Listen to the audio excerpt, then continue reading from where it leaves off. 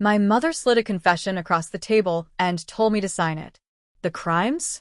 Fraud, embezzlement, tax evasion. The criminal? My golden child sister. They wanted me to go to prison so she could keep her perfect life. What they didn't know, I'm a forensic accountant who hunts fraud for a living. And I was about to audit my entire family. The document landed in front of me with a soft thud that felt like a gunshot. My father, Richard Brennan, sat behind his mahogany desk in his home office in suburban Dallas, looking at me the way you'd look at a broken appliance you were about to throw away. My sister, Caroline, sat on the leather couch by the window, dabbing at her eyes with a tissue. Fake tears. I'd seen her use that exact performance since we were kids. My mother stood beside her, one hand on Caroline's shoulder, the other holding a glass of red wine like this was just another Tuesday.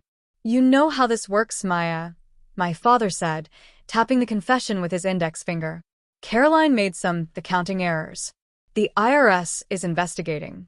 Someone needs to take responsibility. Accounting errors. That's what he called stealing $340,000 from investors. Why me? I asked, even though I already knew the answer. My mother laughed. Not a happy laugh. The kind that cuts. Because you're used to struggle, Maya. Nobody expects anything from you. 2 years in minimum security won't kill you. We'll compensate you when you're released. Caroline sniffled dramatically. I'm getting married in 6 weeks, Maya. To Brandon Covington. His family has standards. If this comes out, the wedding's off. My entire future is ruined. Brandon Covington. Old money. Real estate empire. The kind of family that Googles your criminal record before approving the engagement. I looked down at the confession. My hand started to shake, not from fear, but from the effort it took not to scream. I need time, I whispered. 24 hours. To think about it. My father nodded, satisfied.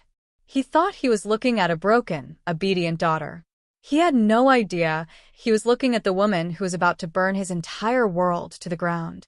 If you've ever been the family scapegoat, you know exactly how this feels. Drop a comment if you've been there. I drove away from my parents' house in North Dallas, my hands gripping the steering wheel so hard my fingers went numb. I didn't go home. I pulled into an empty grocery store parking lot 3 blocks away, turned off the engine, and just sat there in the dark. To understand why they chose me, you need to understand the economy of my family. For 28 years, I've been the backup generator. The thing you keep in the garage and forget about until the power goes out. While I was living in a 500-square-foot apartment in East Dallas, eating ramen and working 60-hour weeks to pay off my certifications, Caroline was living a life that didn't make financial sense. I remember scrolling through Instagram last summer and seeing her post from a luxury resort in Turks and Caicos. Entrepreneurial retreat, the caption said. She tagged her company, a boutique marketing agency that had exactly 0 clients. That trip cost $8,000 minimum. Her company had no revenue. But my parents funded it. They always did. They bought her the Range Rover she totaled 6 months later. They paid for the downtown loft she rented even though she still had a bedroom at their house. They poured money into Caroline like she was a slot machine that was about to pay out. And me? To Richard and Linda Brennan, I was a glorified secretary. A boring, unambitious disappointment who worked data entry for $19 an hour.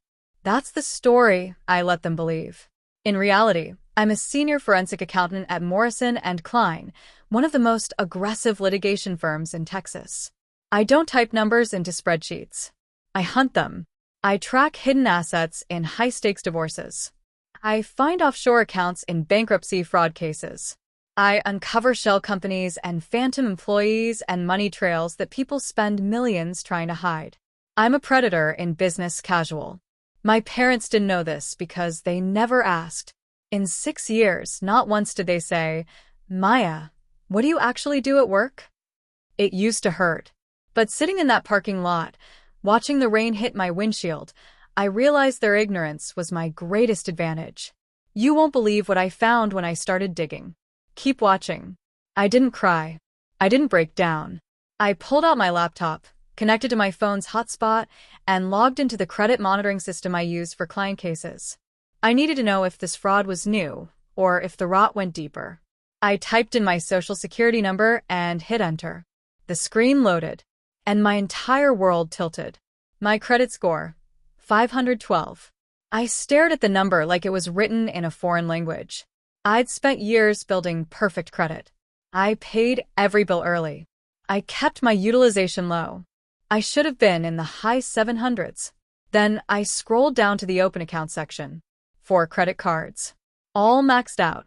Combined balance, $52,000. A business loan under Lux Marketing Group LLC. Caroline's fake company. Principal, $75,000. Status, defaulted. A car loan for a Range Rover I'd never seen. $68,000. 3 months past due. My hands were shaking again, but this time it wasn't from anger. It was from clarity. I clicked on the account details. Recovery email for every fraudulent account. Richard Brennan, tx@gmail.com. I sat back in my seat, the air leaving my lungs in a rush. They didn't just ask me to take the fall tonight. They'd been stealing my identity for 5 years. While I was 23 years old, eating toast for dinner and studying for my CPA exam, my father was opening credit cards in my name to fund Caroline's vanity projects. When they told me they couldn't afford to help with my student loans, they were actively destroying my credit to keep her afloat. I wasn't their daughter. I was a line of credit, a financial tool to be maxed out and discarded. The tears I thought would come never arrived. Instead, something else happened. The last thread of love I'd been clinging to, the desperate, childish hope that if I just sacrificed enough, they'd finally see me, snapped. I felt lighter. I felt dangerous. I closed the laptop and started the car. I wasn't going home to sleep. I had an audit to run. This is where I stopped being the victim. You'll want to hear what happened next. I went straight to my office. Not my actual office. I couldn't risk anyone seeing me run personal searches on the company server.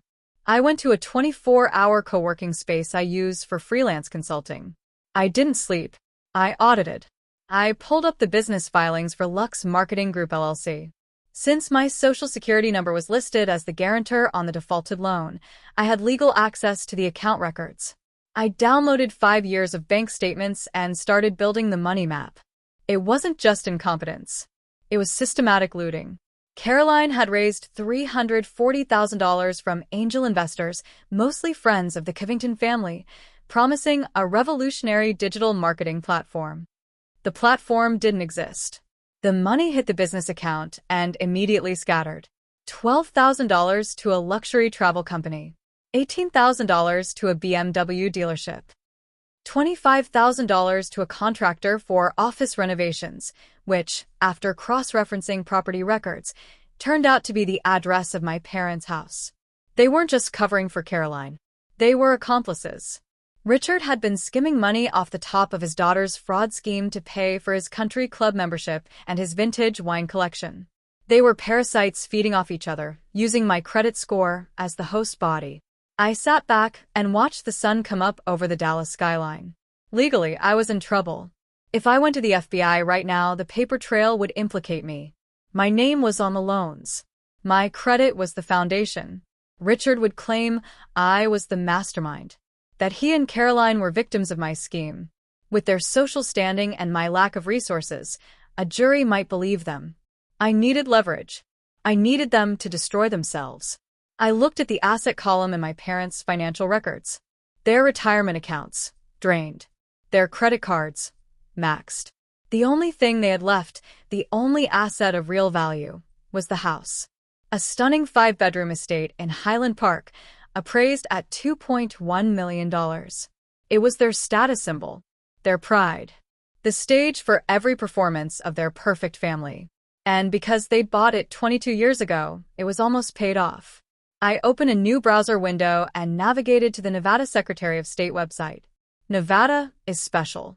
It allows completely anonymous LLCs. No member names. No manager names. Total opacity. I registered a new company, Phantom Asset Holdings LLC. Then I drafted a quitclaim deed, a legal document that transfers property rights instantly, usually between family members. It stated that Richard and Linda Brennan were transferring 100% ownership of their home to Phantom Asset Holdings LLC for the sum of $1. I printed the document. 3 pieces of paper that would turn my parents into tenants in their own house.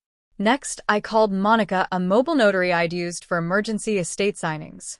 Monica, I need you at my father's house tonight. 8 p.m. Asset protection signing. Don't ask questions. Just verify IDs and notarize. Standard rate plus rush fee? She asked. Triple your rate, I said. And Monica? Once the papers are signed, leave immediately. I hung up and stared at the documents on my desk. The evidence of their fraud in one pile, the trap in the other. They wanted me to save them. I was going to give them exactly what they wanted, and it was going to cost them everything. I walked back into that house with a plan that would destroy them. Stay with me. I arrived at my parents' house at 7:50 p.m.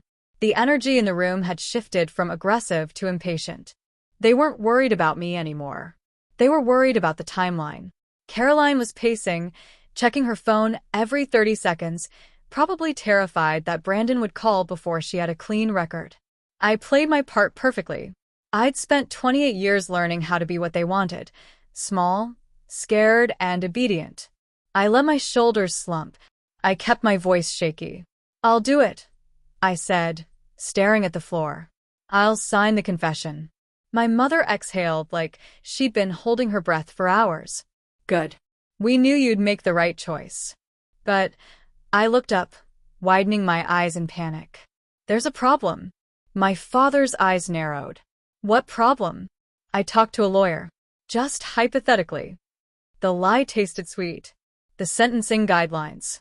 Because the fraud amount is over $300,000, the feds don't just pursue jail time. They pursue asset forfeiture. They seize property connected to the beneficiary of the fraud. I pointed at Caroline, then swept my arm around the room. They trace the money.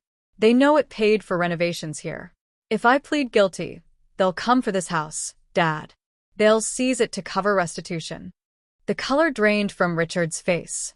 He loved that house more than he loved his children. Maybe more than his wife. They can't do that, he stammered. They can, I insisted. Unless we hide it. Tonight. I pulled the folder from my bag. My hands were steady now, but they didn't notice. I had these documents drawn up. It's an asset protection strategy. We transfer the deed immediately into an anonymous holding company, Phantom Asset Holdings. If the house isn't in your name when the investigation starts, they can't freeze it. Richard snatched the papers from my hands. He scanned them with the desperate intensity of a drowning man reaching for driftwood. He stopped at the signature page.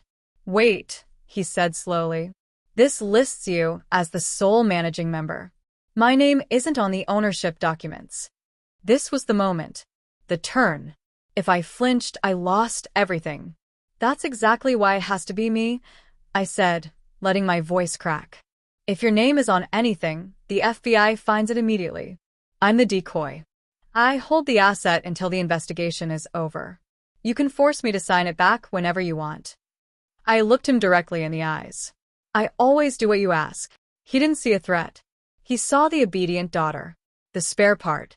The expendable one. He laughed, actually laughed, and grabbed his pen. He signed. My mother signed. I texted Monica. She arrived 2 minutes later, verified their IDs, stamped the quitclaim deed, and left with an envelope of cash. The moment her car disappeared down the driveway, the room relaxed. The panic evaporated into arrogance. You were useful for once, my father said, pouring himself a drink. My mother refilled her wine glass like she hadn't just committed fraud. Stop looking so tragic, Maya, she said coldly. You know your role in this family. Caroline is the rose. You're the fertilizer. Your job is to decompose so she can bloom. That word, fertilizer, was the last straw. I stopped pretending to cry. I pulled out my phone, opened the voice recorder app, and showed them the timer. Still running. 43 minutes of recorded confession. I'm not going to the police, I said calmly. And neither is Caroline. What I said next made my father collapse. You have to hear this, They stared at my phone like it was a live grenade. What is that?" my mother whispered. "Evidence," I said.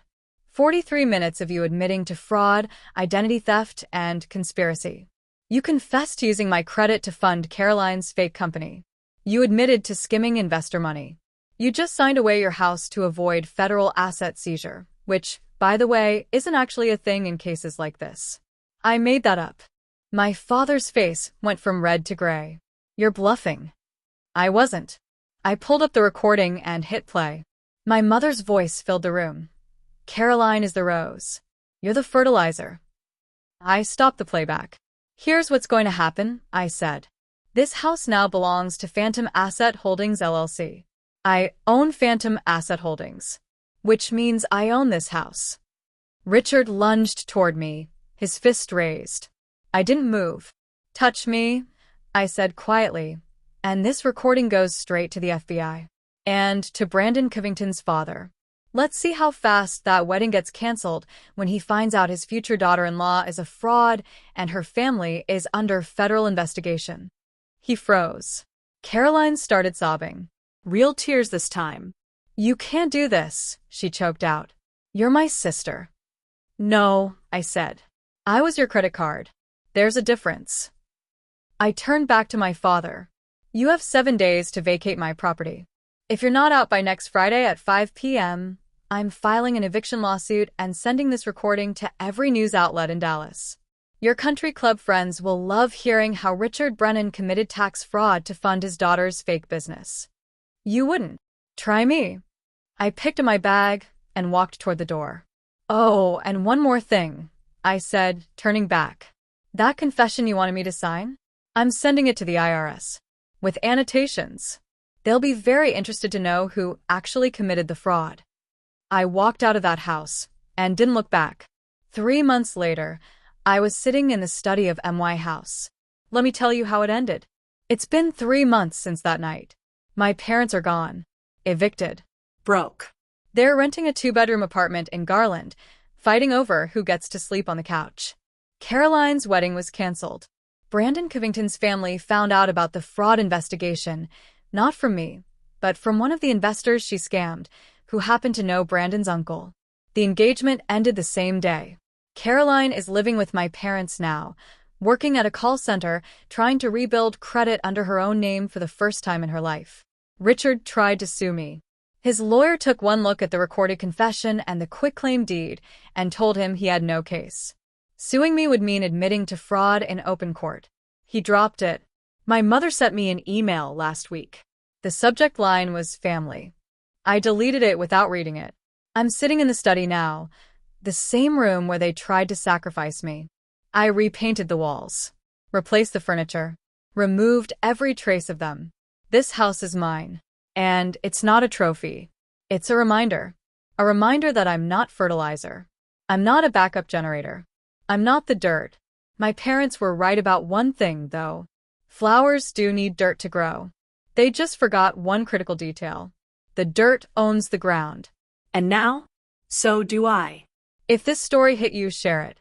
Someone out there needs to hear that they're not the problem. Their family is. And you can walk away. You can win.